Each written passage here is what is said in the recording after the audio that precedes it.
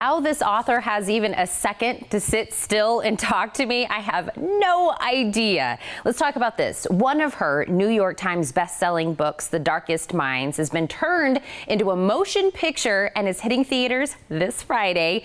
Then her latest novel, The Darkest Legacy, hits shelves today. If that isn't enough reasons to love her, how about we throw in she was born and raised right here in Arizona. Welcome, Alexandra Bracken. Alexandra, thank you so much for talking to me.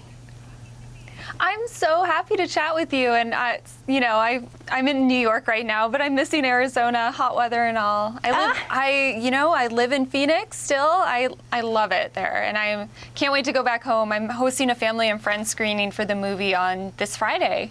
Oh, I love that. Can I just say you're making Arizona proud, and congratulations on everything that's going on with you right now. Thank you so much. Well, and I know you mentioned doing a screening for your friends and family on Friday for the motion picture.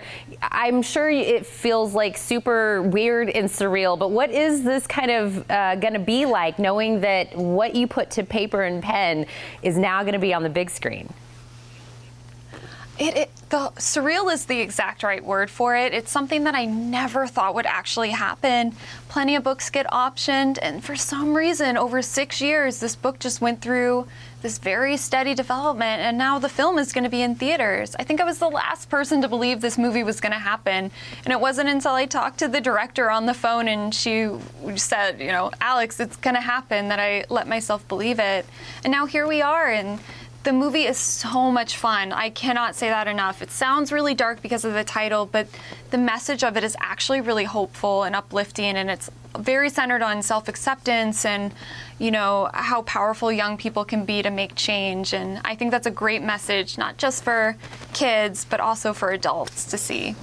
Well, and of course, you being the author, the originator of all of this, and then we have Mandy Moore and Amandla Stenberg that's going to be playing this. What strong women that this is going to be portraying. Yes.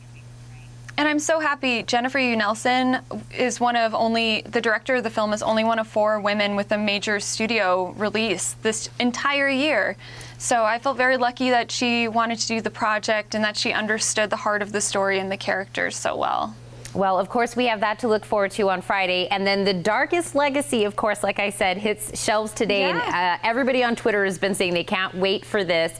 If somebody has not read some of the other books, this is basically like a standalone, right? Would you say loyal readers and new readers alike are going to love this?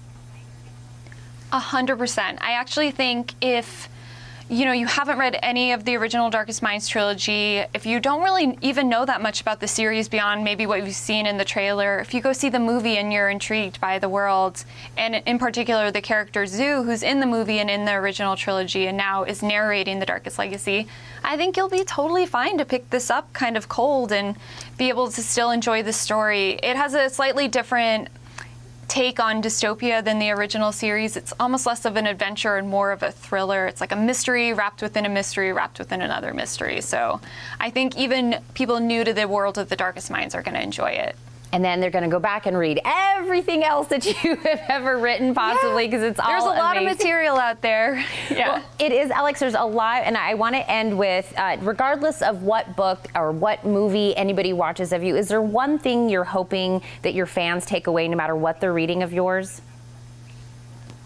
Yeah, I always want to write stories that are centered on girls discovering their power, young women discovering their power, and how they go out and change the world. And I really believe very strongly that teenagers have this power in them and this natural energy and drive to want to make things better and to want to be out in the world and having their voice heard. And now it's been amazing to see over the last year, teen activism really take off, and how smart and how savvy they are, and they are just so remarkable. And I always want to try to capture that feeling of that you can go out and do whatever you set your mind to, and also encourage teens and remind them that they do have that power.